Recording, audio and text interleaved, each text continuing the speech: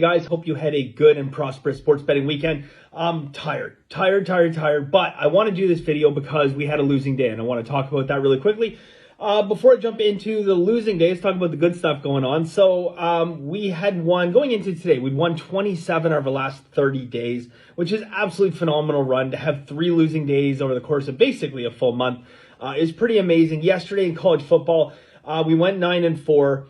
Little bit of a streak on the line here because I have yet to have a losing week in football yet. And now it's really going to come down to Monday because everything that we did in yesterday's games, we gave back today. So sitting around even so far for the weekend on the football side, but I think we're actually a little bit to the good, but not by much. Like we're talking small amount.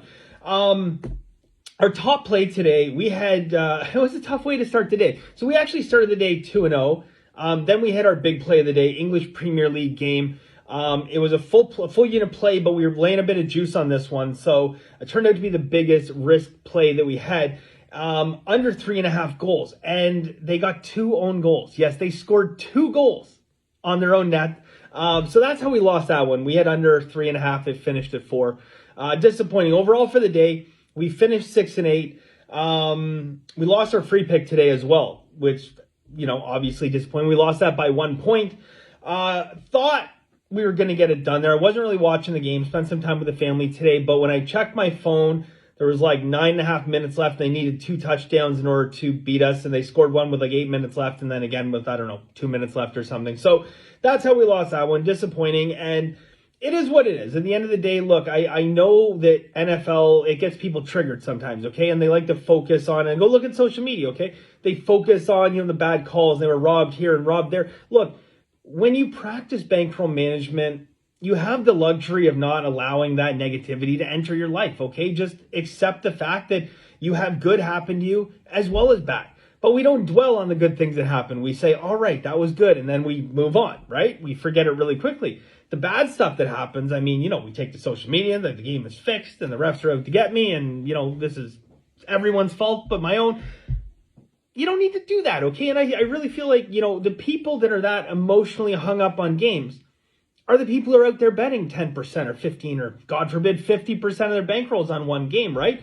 Yeah, I could see why you would get emotionally attached and emotionally upset about a bad call not going your way.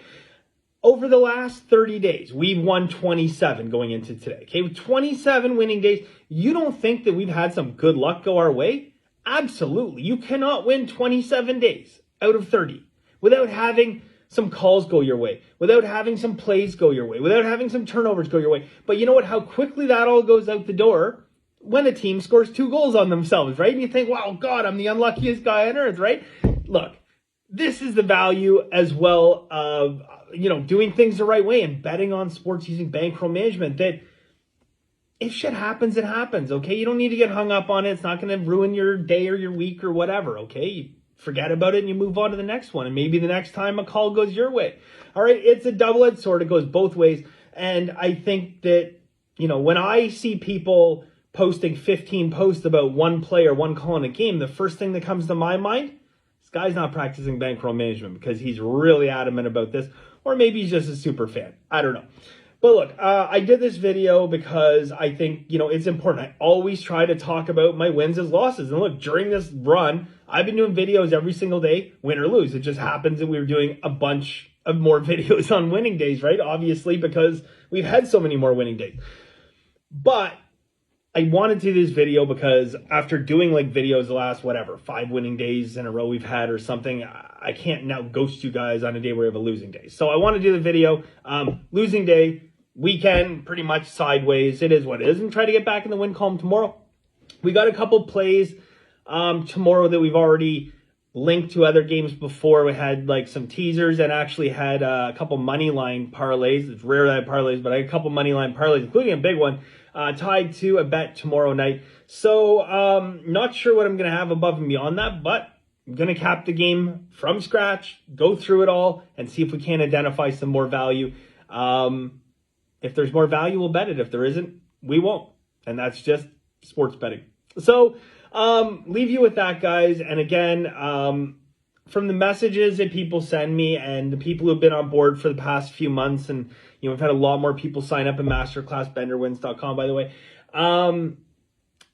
They're enjoying themselves so much more doing this in a stress-free kind of environment. I mean, look, football is always going to be stressful, and sports betting is always going to, there's always going to be, that little bit of a rush that you get, but it's not the kind of rush you get from 25% of your bankroll. And what I tell people is, look, if you're getting your excitement and your rush and your high off of sports betting, you're doing this the wrong way and you're going to lose money long term. All right. This shouldn't be your source of adrenaline rush. This should be a source of income. And that's what we try to make it. So, the messages I've been getting from people and the comments, and you guys can go read them, they're all over social media, about how much more enjoyable it is doing things the right way. Okay. And it's not get rich quick, because that just doesn't exist out there, even though there's people that want you to believe it exists, because their whole business model is based on you believing that. And if you don't believe it, then they're out of a job, right?